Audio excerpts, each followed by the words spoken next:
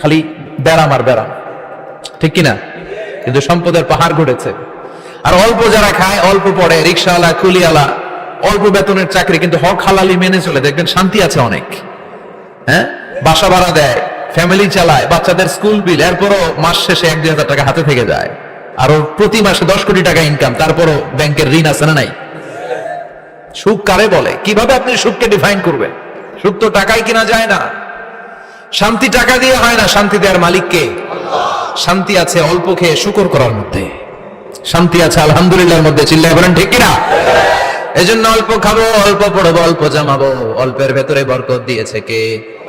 দেখেন, ধনী ভাইরা খেতে পারে না, কিন্তু রিক্সাওয়ালার কি সমস্যা হয়?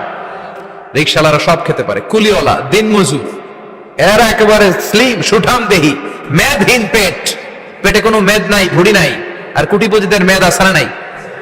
এত বড় বড় পেট, ঠিক কিনা?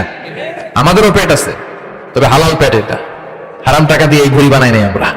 চিল্লায় বলেন ঠিক কিনা? রিক্সাওয়ালা, কুলিওয়ালা নিজেও নামাজ পড়ে, বউ নামাজ পড়ে, বাচ্চাটাও নামাজ পড়ে, রিক্সা চালায় আর জিকির করে লা ইলাহা